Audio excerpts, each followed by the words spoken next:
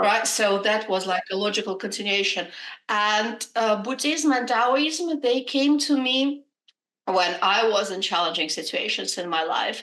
First was Buddhism that helped me first time around, and this is how I went deep into the philosophy. And Taoism was the second time around when I was in a challenging situation, and it helped me to survive or get through this period. I also focus on the things I have an interest in. I'm not a degree person. I don't commit to 3 years studying a topic anymore, right? So I like to really hone in on things that I have an interest in, and therefore I have a very broad base of knowledge. And it seems, looking at your list, you are very similar in that regard, albeit 10 times more than what I've done. Or if you don't want to have them, do it yourself. It doesn't, there are always options, but if you take people on board, it means that you can't survive without them. So yes, respect them and appreciate them as human beings. And the third group are partners. And I want to talk about partners specifically because when I was working with advertising creative agencies, I always was friends with them. That's the sixth pillar, because we're not talking about, again, rusty mindset. We're not talking about people that don't want to progress. We talk about people who want to get better, who want to make their business better, who want to grow. And growth mindset is mandatory because lots of issues with toxic leadership and toxic abuse actually come from fixed mindset, personal insecurities.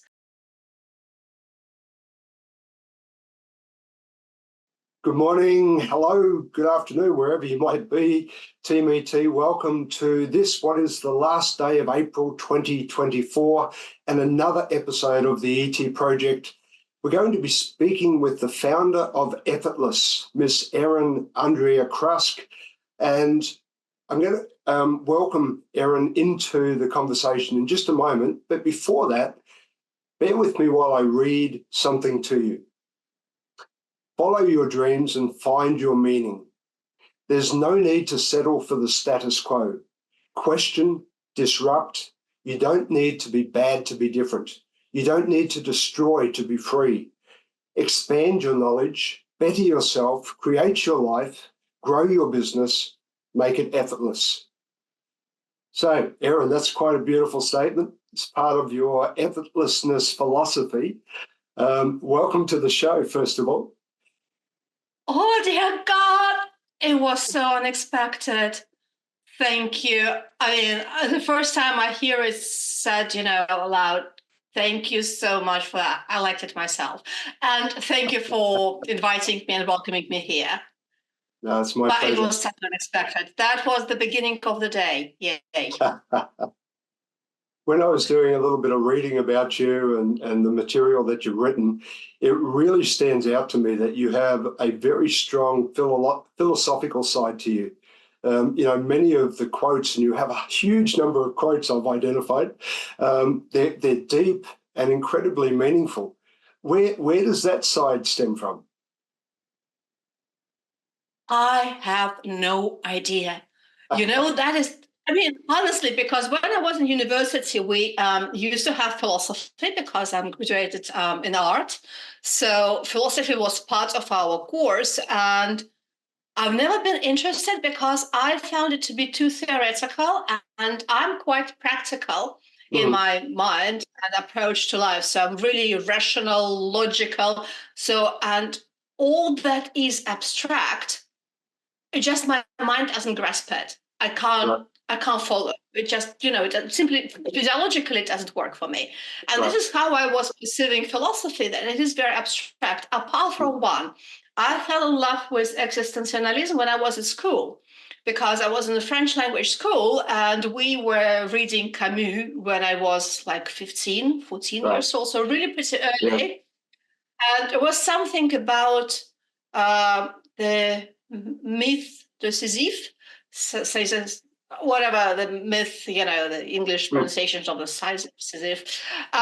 It's actually resonated with me, all this misunderstanding of the world around and through rebellion. And that's something I probably didn't even get the meaning at that age, but I kind of felt that that's something that's really sits strongly with me. So this is how it's all I knew about philosophy.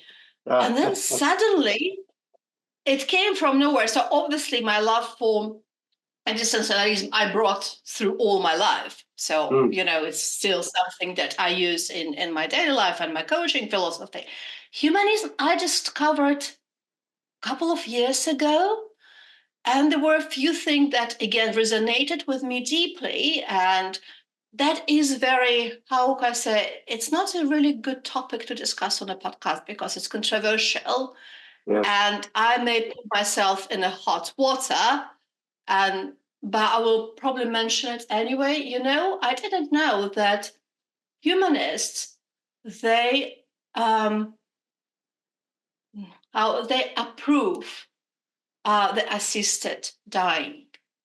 Right. Because assisted death, because they believe that it's a freedom of choice. It's a right of every individual, to go or not to go this direction.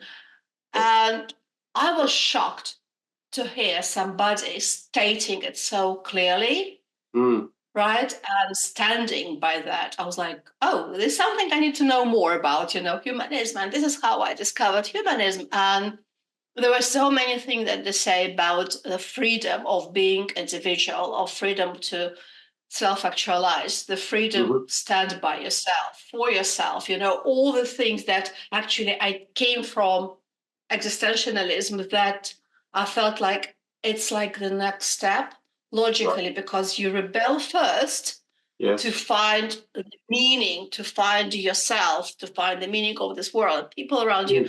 And then when you find it, you are in a position to be yourself, celebrate yourself, and self-actualize as yourself. Right. So that was like a logical continuation. And Buddhism and Taoism, they came to me when I was in challenging situations in my life. First was Buddhism that helped me first time around. And this is how I went deep into the philosophy. And Taoism was the second time around when I was in a challenging situation, and it helped me to, say, survive or get through this period. And because they helped me, I thought, you know what? It may actually help others. There is something about that, that made me feel so much better in this life and feel so much better about myself, and made it so much easier on a daily basis. So this is how I adopted those. And all the quotes, sometimes there's something powerful just in few words that you can't say better. And when I want to express, the meaning of what it means to me, what I'm talking about, sometimes just taking powerful quote is the best solution. People don't have to read all the blah, blah, blah that I wrote, because it's not for everybody. I just couldn't make it shorter, honestly. But they can just read the quote and get the meaning of what's about. Yeah, I think it's wonderful. I mean, there's so much richness in the messages that you're giving. We'll come back to the book and we'll go deeper into that later. But I was really intrigued just to have a little bit of an understanding about that background. What I would like to do before we jump too deep into the conversation, if that's okay, is ask if you could share a little bit about your career. It's such an impressive career, and I'm sure everyone would love to know more about it. And what was oh my God, so much praise in one episode. It's like... Well, maybe the shortened version. No, I guess actually about my career, there was nothing particularly interesting to talk about, because I didn't choose, sometimes people start, in my childhood, I wanted to be this and that. And I didn't want to be anything, and I didn't dream about anything. All I knew, I don't want to study math and I don't want to learn science. So that actually left me with arts. And then from the French school, it was linguistic university. And from that was the first job that I landed was with L'Oreal. So that's how my career started. And I didn't know much about it, to be honest. It just after 2-3 years in L'Oreal, I realized that what interests me the most is the brand marketing. And this is how I started consciously moving from where I was in L'Oreal into the companies where I believed brand marketing is strong. And this happened to be British American Tobacco, the best, absolutely the best brand marketing school ever, regardless of what people say, because it was a long time ago. And that time we were the best. Yes. And what I loved about it, actually it tapped into my passions. So the first one is art and creativity. And I do believe that as a brand strategist, you have to be creative and you have to be artistic for different purposes. And the second thing, as a brand strategist, you have to be a psychologist. So if you're not a psychologist, you have to be empathetic. It's either or, but you need to understand human nature. You need to love understanding human nature, because it's the only way you can create a powerful strategy. Nothing to do with numbers. You need to know the basis, right? It's like everywhere, the foundational knowledge of what brand marketing or marketing is about. But for the rest, you just mirror your customer. You know them better than you know yourself, and you mirror. And from this place, you can work in any industry, but it's so interesting because brand marketing stops being a business discipline. It becomes science, it becomes psychology. And I loved it.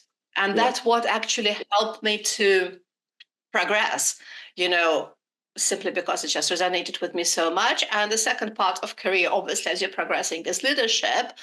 And that was a bit more complicated, I have to say, because I was trained to be a transformational leader.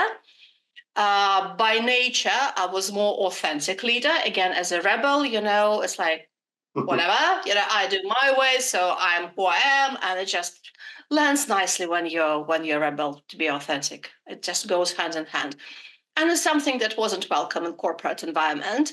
So I kind of was merging both styles as I was pleased, a little bit from here, a little bit from there, just to create something uniquely mine. But first of all, I became leader too early. And I guess sometimes it plays against you, because you need to have certain level of maturity and wisdom to work with individuals and to get the best out of individuals. And another thing is that my care for individuals wasn't really welcome very much, or care for anything like customers or brands, because it's wasn't what was driving your career. So there was a potential clash.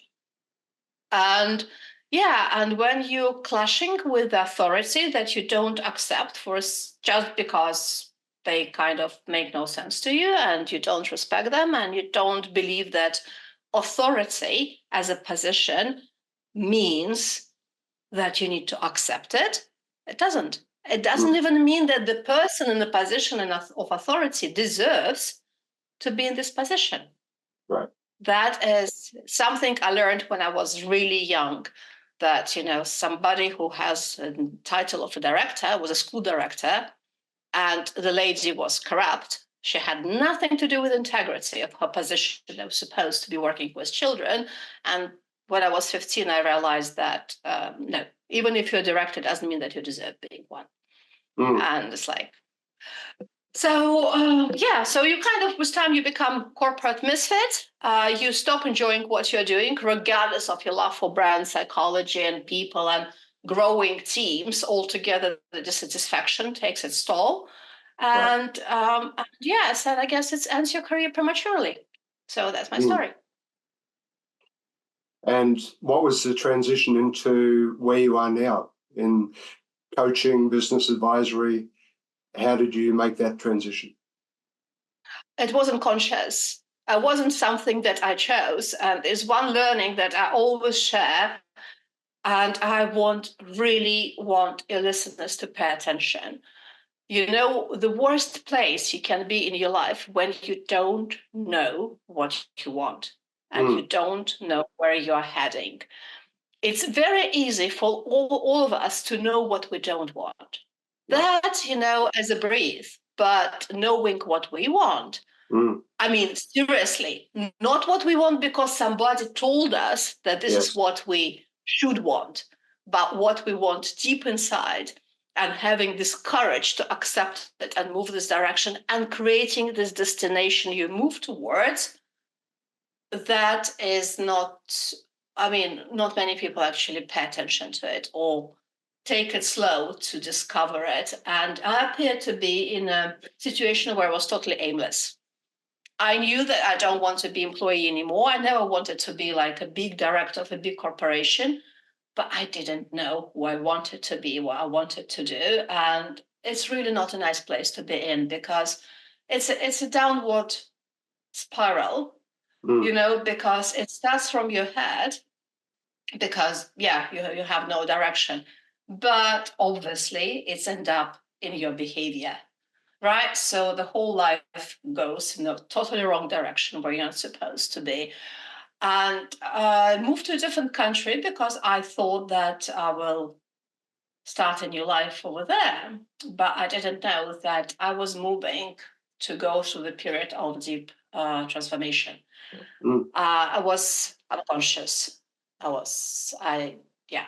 So I didn't know about it. And this is how it happened. So when I went through this transformation and I appeared to be a totally different person at the end of it, I was already writing the book.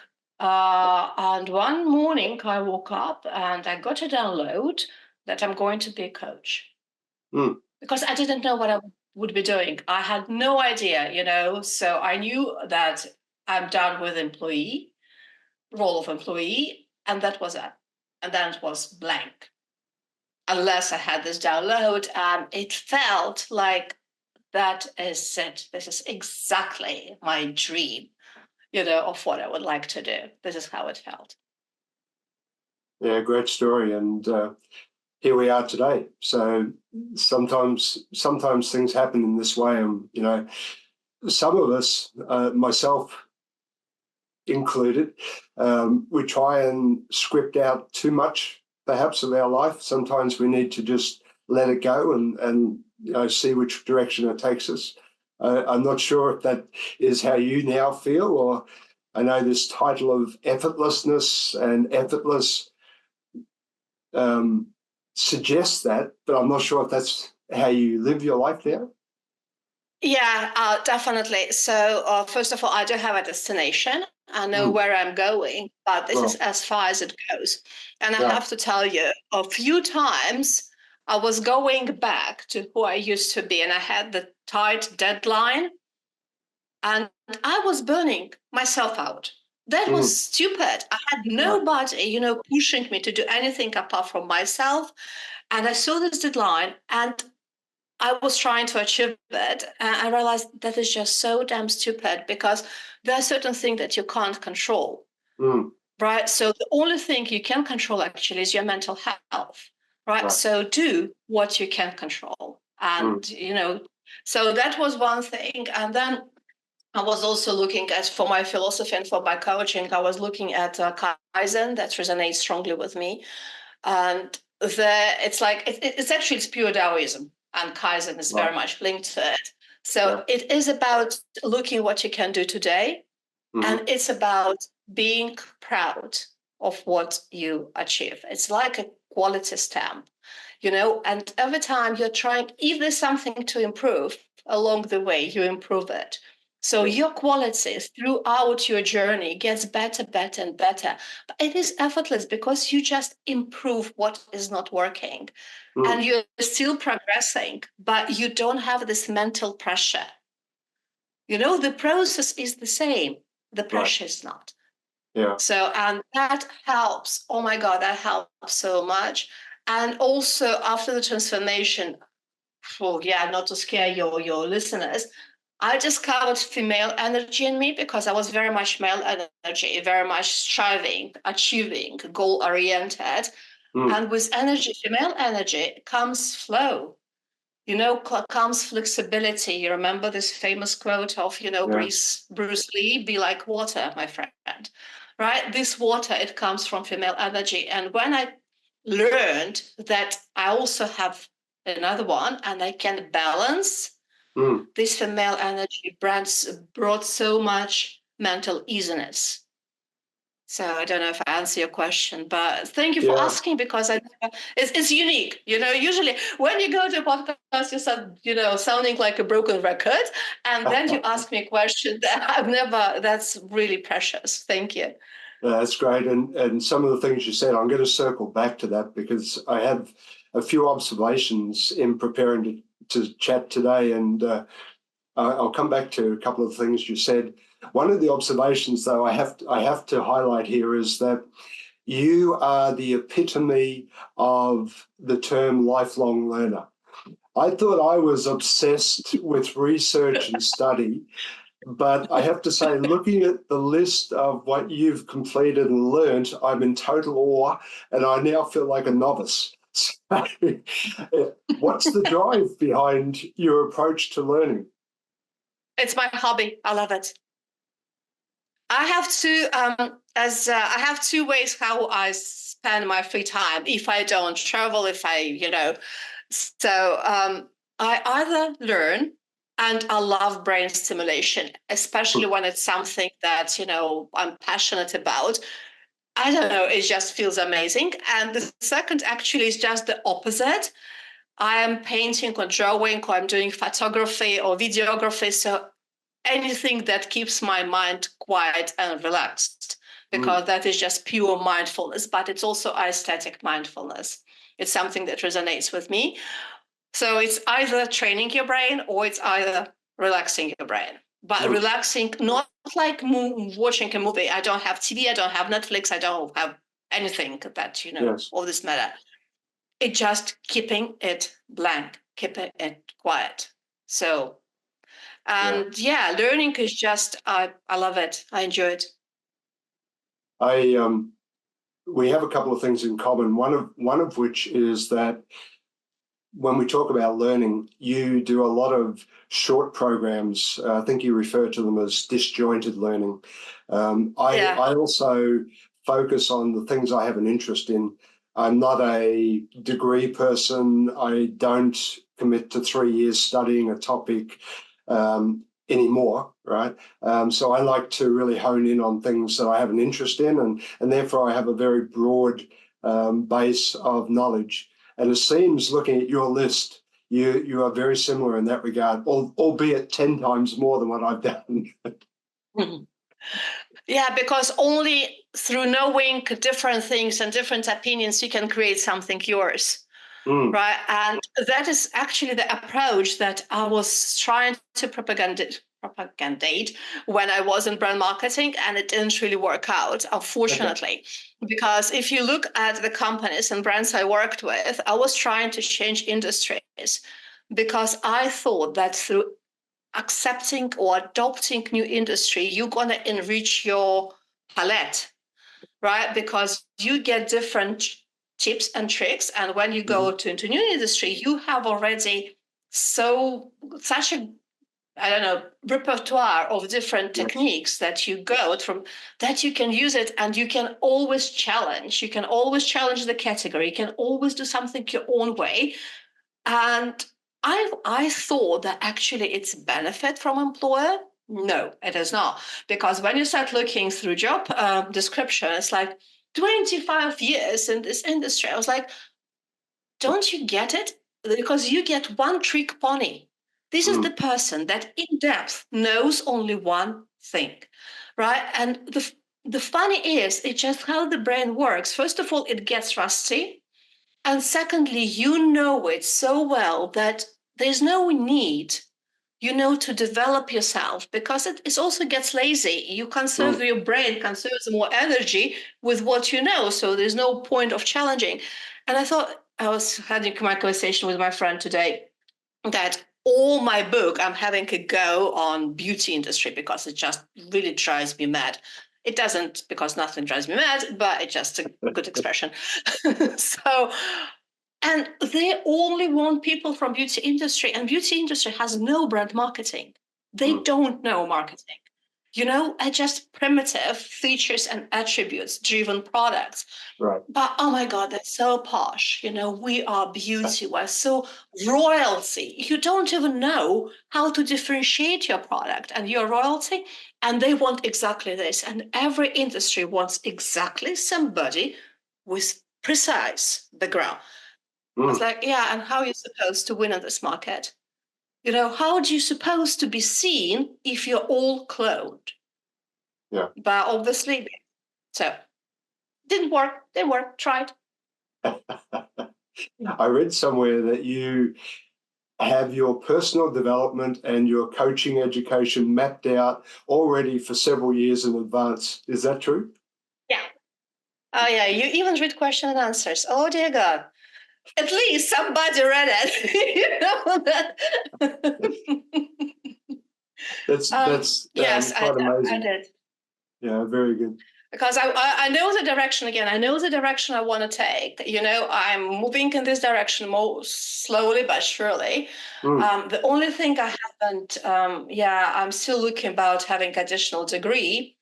But I'm like you. I kind of want it, but kind of what's the really point of dedicating another 2-3 years of something when I can enrich myself through different, means. Yeah. Um, Yeah, I understand where you're coming from. How has the study helped you in gaining deeper insights about yourself? Like, has it given you light bulb moments or awakenings through the study, or has that come through personal reflection? Yes, it really depends, because by a certain time, you've got so much knowledge that to have something that would be like, oh wow, it's quite challenging just to come to this place. There was one course that absolutely I was under the influence of this course for probably 10 days. It was forgiveness. And it was so powerful. And I knew about forgiveness, but somehow the way the lady presented it just was totally incredible. So it really depends. And with regards to knowing myself, well, first of all, I'm not shy of self-reflection. It doesn't bother me. But it doesn't bother me because I have healthy self-esteem, which is quite an achievement, I think, by itself. So, which means that whatever I discover about myself, it has no other meaning for me but to learn myself better and improve where I can improve. So it doesn't affect me apart from taking it as opportunity for growth. So that was self-reflection. And then a lot of things happen after the personal transformation where you start getting truth, as you go. And I'm talking to you and suddenly I have this kind of profound understanding of what life is and what people are. So I don't think part of my effortlessness I don't think, because it's unhealthy. So I keep my mind empty as much as possible, which means that if something happens to me, it either happens through the conversation or happens as a download. Interesting thought process. I want to come back to what we spoke about a little bit prior, and I'm challenging my own thinking at the moment, so I'm going to ask it anyway, and let's see. Be my guest. I'm good in it. Yeah. We're going to talk about the book in a moment, by the way, but the book is really interesting. I want to dive into that, but if you allow me to you read it too? It seems like you have this, I would say it's somewhat profound ability to see through complexities in business and life and somehow find clarity and then create that flow, enabling this effortless existence that you talk about. I'm not sure that's correct, but that's something that sort of came to me while I was, preparing for today. Does that sound totally wrong based on what you've already told me? I'm questioning it myself now. No, it definitely doesn't sound wrong because, if I start disclosing all my coaching philosophy, it's like, how am I going to be earning money? Right. So I really need to be careful here. But in all fairness, how we make it challenging, how we make it effortful, it's all in our heads. And here is a profound truth for you and for your listeners, as simple as it can be.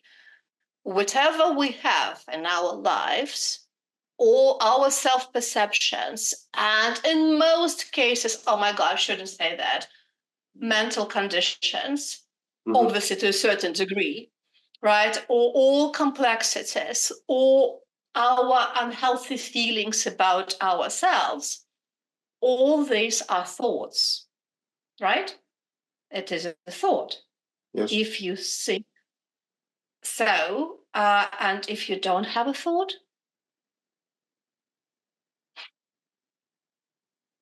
you don't have emotions, you don't have behavior, you don't have procrastination, you don't have upsets, like I'm feeling upset, you don't have worries, or you don't have sad moments because you have no thoughts. So that is easy, I guess. And it makes it so much easier to live, from the place of being at peace, when you're not concerned about your past, you're not concerned about your future, you're not pissed off with somebody, you don't expect anything from anybody, you don't strive because you have this fixation on a goal in your head, but you just go and you let it be. So that's what it is. That sounds very simple, but I know firsthand that that's not so easy to get to, and hence the coaching would definitely be extremely valuable. We often talk about think, feel, do, or think, emotions, behaviors. Being able, think, feel, do. Don't think. Think, feel, do. Yeah. So don't think and you break it, because what happens, I was really surprised. I was recently selected to write an interview about mental health. I was like, oh wow, so now I can say everything that I think about it. But what actually happens, and it's really surprising, that we somehow trained to believe that we're supposed to act on our thoughts, which means that we put ourselves immediately in a position of slaves, of victims, and our thoughts rule our lives. But thought, they're not even a physical entity. You can't even touch it. You can't even comprehend it. It has no visualization, right? Just think about it, and you let it rule your life. Yes. And then we say that, the life isn't good enough. So why don't we just take a more empowered approach and say that, no, I will manage, I will control my thoughts, I will decide which thoughts I react on and which ones I don't. So this is what it is about. It's just, I guess when you understand it and when you it soaks in, that is the first step. Yes. Yes, it takes time to get used to it, but just realizing this simple, profound truth, it will already bring you one step forward towards liberation. Right, and being self-aware in that regard is critical. I always talk with people about the awareness is the first step, but we also need to learn how to self-regulate, which is to your point about being able to control the thinking and be conscious, be present, mindful, if you like, and make that choice, which is great. I'm always conscious of the time, and I really want to jump into the book. So if we can, the book is called From Purpose to Profit. And as you say, it's pretty much a strategy guidebook. What was the reason or your purpose behind writing the book? Oh, before I realized that I'm not going back to corporate, I was looking for a job. I mean, many years, honestly, um, because I don't give up. I'm persistent. I'm resilient. So let's go for it. And I went. And I had a lot of interviews, and due to the nature of my background, for every interview, I was preparing like a small strategy. I was analyzing the market, competition. And because I was going across any possible industry, really, I didn't care because every time it was curiosity to understand their customer. Again, I'm talking about psychology. So it was no difference, made no difference to me. So I talked to all companies across all possible industries, small companies, big companies, startups, corporates. And I was trying to analyze from the way, they represent themselves, what they are, what their brands, stand for. And more often than not, I couldn't figure out. So then I was coming for the interviews and asking the questions about values, because I was trying to motivate myself, because you're supposed to come to the interview and say, guys, I want to really work for you. So it's a kind of I'm easily self-motivated. I was looking at the values, I was talking about the brands and audience, and it was blank. I was talking to a wall. Values, they really couldn't care less often. Brand strategy, when I was talking about brand strategy and often kind of pointing at mistakes, obviously they didn't like pointing at mistakes, but they couldn't understand what I'm talking about. 3 or 2 times I was officially asked to send my interview presentation. And once, one company, American company, I will never forget it, they said to me directly, we will use it to shape our own strategy. And I thought, okay, so I knew that they're not going to take me. It was obvious from the very beginning. There was something shady about the process. So probably they were just collecting information from the candidates.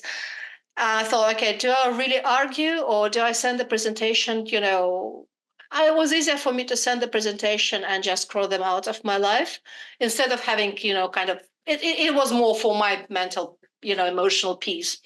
And so, and basically once it was amazing. Another interview was a marketing director and 2 her direct reports. So the first part of the interview, she was asking me questions about, and the second part of the interview, because I basically explained what they're doing wrong, her direct reports start asking me what they should do to improve that business situation. And she was sitting behind and like, okay, so I'm not selected. So that was absolutely fascinating. And, and at some point I kind of realized that actually I know something that apparently other people don't. So that was a revelation, because I lived in the world that is kind of, this is how things supposed to be. So I started writing it. And at some point I also decided to check with HBR contributors.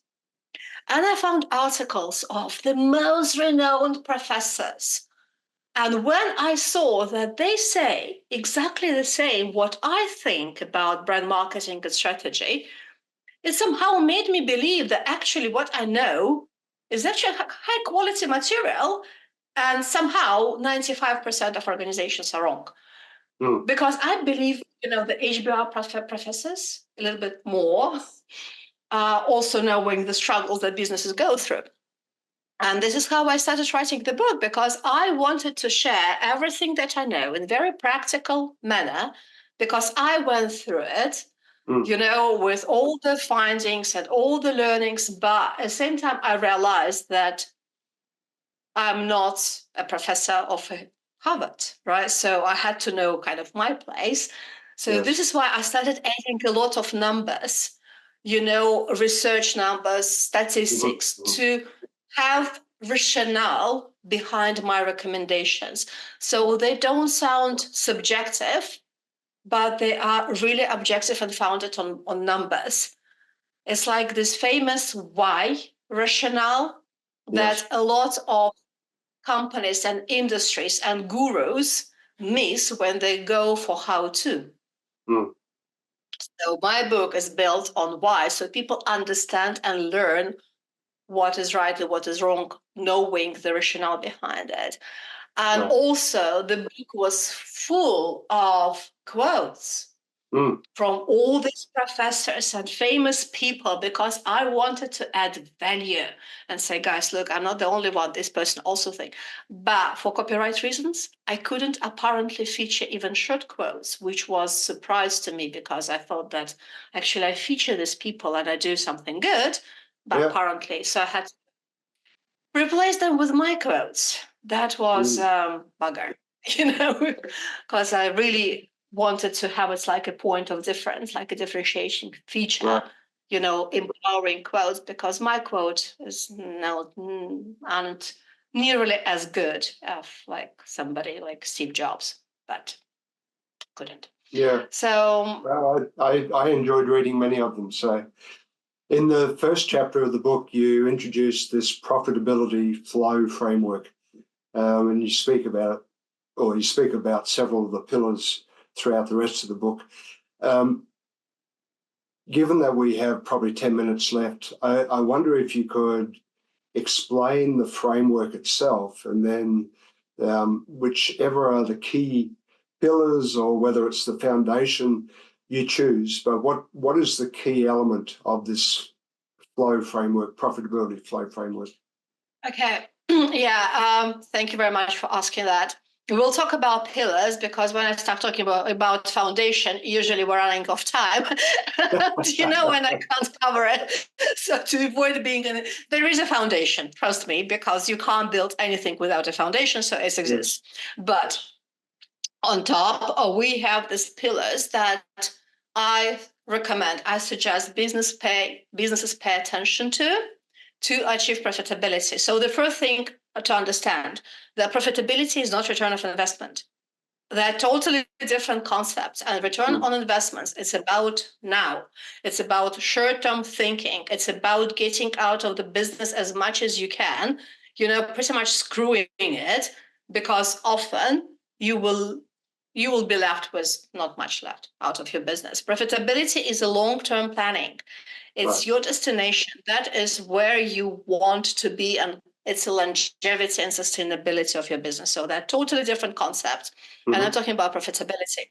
So the first thing that the business must have, for the sake of a better word, it's strategy.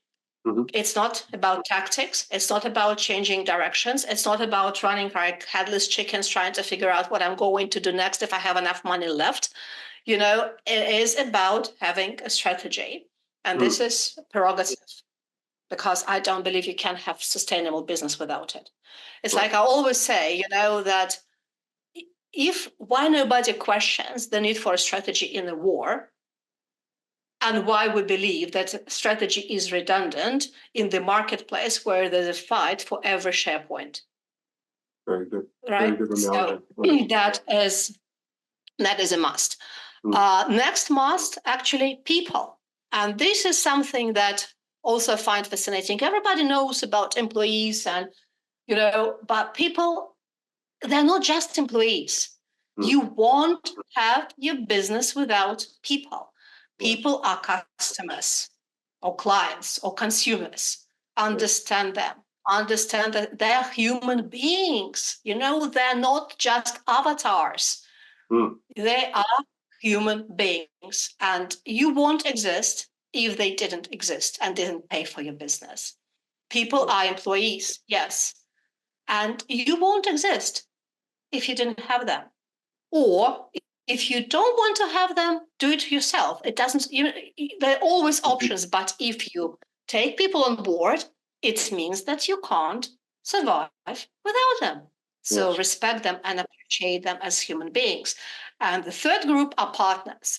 And I want to talk about partners specifically because when I was working with advertising creative agencies, I always was friends with them.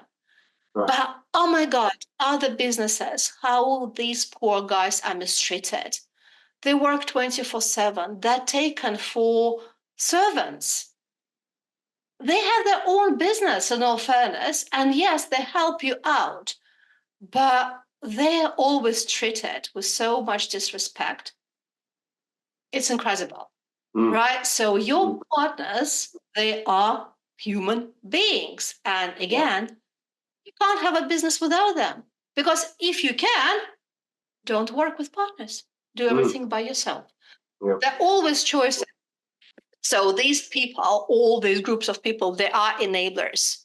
So they have to be taken and appreciated as such. Then we talk about leadership.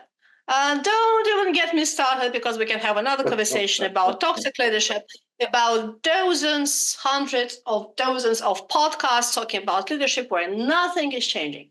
Nothing. We all talk about it. Everybody knows how to do it right, but we don't know how to do it right because we don't want to.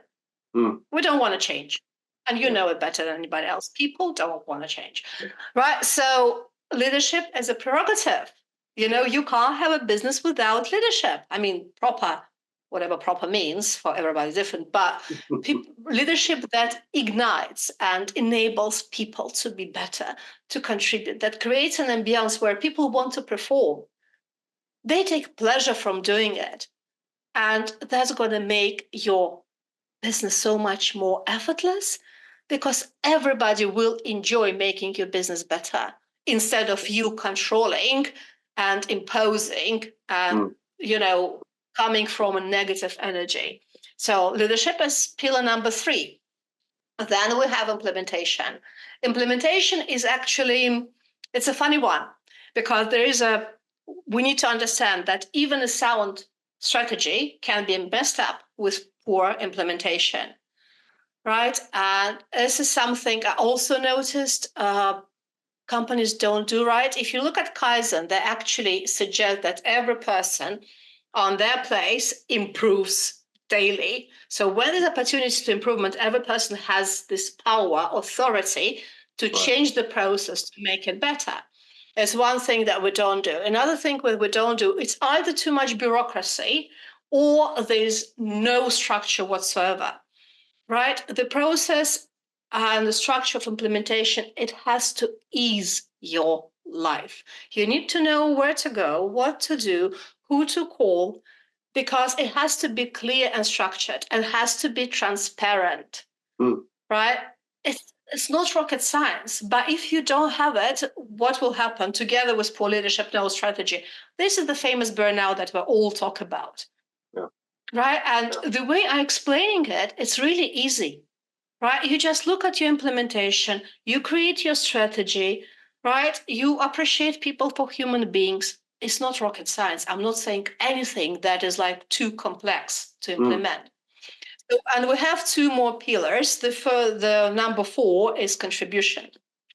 And contribution, as I say, that purpose is strategic, contribution is tactical, but they go hand in hand. And why these 2 are important? These 2 are important, and purpose actually is part of the foundation thing. So we'll still touch upon it. Yes. These 2 are important because, first of all, they're strongly linked to mental health. It's resilience, it's motivation, it's knowing something bigger, it's joining people together in the same effort. That all the things that we don't really pay attention to, but when we have something bigger than just profit, that brings us more satisfaction, actually it is easier on our mental health to progress within the development. It also creates a different ambiance. You will get people that burn together with your purpose, with your direction, right? You're going to get like-minded people joining the company, and your retention rate going to be better, and the quiet quitting is not going to happen. Just let people contribute so they feel being part of this movement. That is so simple, again, but I guess it's simple when you have something, when you believe that contribution is required. And from the external perspective, it will grow your brand because your reputation will improve. Your perception by external stakeholders is going to improve. Your customers, you're going to be able to build better emotional connection with your customers, clients, and consumers when they have something more than just your product. So, and this is loyalty, because loyalty is not about loyalty schemes. Loyalty is about trust and building strong connection. And okay, not going about funnel analysis. And the sixth one is actually personal growth. That's the sixth pillar. Because we're not talking about, again, rusty mindset. We're not talking about people that don't want to progress. We talk about people who want to get better, who want to make their business better, who want to grow. And growth mindset is mandatory because lots of issues with toxic leadership and toxic abuse actually come from fixed mindset. Personal insecurities, personal need for approval, personal lack of knowledge, inability to accept. I mean, there's so many things that we experience right now that come from fixed mindset. Yes. So yeah, growth mindset is another sixth pillar. And if you just work on each of them, first of all, you're gonna improve your business holistically. Right. Not one stream, all of them, your business is gonna flourish. You're not paying attention to the goal that is heavy, but you're paying attention of seeing your business better, better, and better. And what do you think? Profitability will come. It's inevitable. It can't be other way. Right. It's just so easy. Yeah. It's a shame we don't have much more time because I'd love to get into the foundation because the foundation is where we build all these pillars on top of, and it's also important. But I have to say that the book itself is beautifully written, and thank you for taking the time and making the commitment to produce such a rich resource for everybody. So hopefully listeners will follow the link. We'll put a link in our show notes, of course, to the book. I just feel like my angel wings are growing, after so many compliments. And thank you so much for spending your time in knowing me, to know me better, it's priceless. All your questions are priceless. And that is just the conversation. I don't know. I'm probably going to listen. Every time I feel like low, I will listen to our conversation. It's going to be my personal therapy. Yeah, thank you. Is there anything we haven't addressed today that you would like to, that you think is important, particularly around the journey to effortlessness? Anything that you would like to mention as a closing comment? Yeah. So one of the things that I keep on thinking and why I believe in my coaching methodology, although it may sound scary to some people, we are much better human beings than we think we are. And we are so much often afraid of retrospection because we believe we discover something that we don't like about ourselves. So here is the truth, and I swear by it. Whatever we don't like about ourselves, it is not who we are. This is who we believe we are through conditioning. Right. And through adverse events and through not knowing how to process these adverse events in our lives. This is what we need to pass by to get to who we are. Because underneath, we all are created this way. When we were born as babies, we're all exactly the same, right? We're pure. So when you take off this layer of whatever shaped you and you believe that this is you, it is not. So you will come to purity. And from the place of purity, trust me, relationships are much better. The way how you handle life and adverse events is much better. Leadership comes naturally because you will stop thinking about yourself. You will start thinking about others and your business, and you will be leading from a totally different place. So that is something that next time when we don't feel good about ourselves, remember, this person you don't feel good about is not who you are. You are much better, and let it just sit with you. So next time it makes you feel a little bit that there is a little bit of a light in the end of the tunnel. And yes, it is. That's fantastic advice. we could spend another episode talking around that, but unfortunately we don't have the time. But thank you for that. What's the best Probably way? fortunately for our listeners, before they kind of fell asleep listening to me. Yeah. What's the best way for people to reach out and connect with you? Oh, the best way actually is to look at the show notes. Listen to podcast and look at the show notes underneath, and there's all the information going to be mentioned. Make it easy. Very good. Excellent.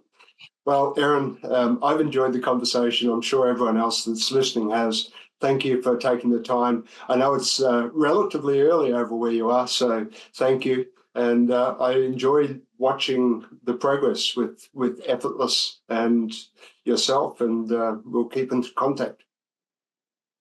Well, I would like to thank you for two things. First of all, thank you for making me feel so special. And secondly, thank you for your questions, because the whole thing isn't about me. It's about your listeners. And the questions that you ask, I hope it gave them some information, some insight or something to reflect on. And that is the most important. If my message resonates and there's something that they remember about it, that means that, the time was well spent. And I really appreciate you for asking your questions. So what are you waiting for?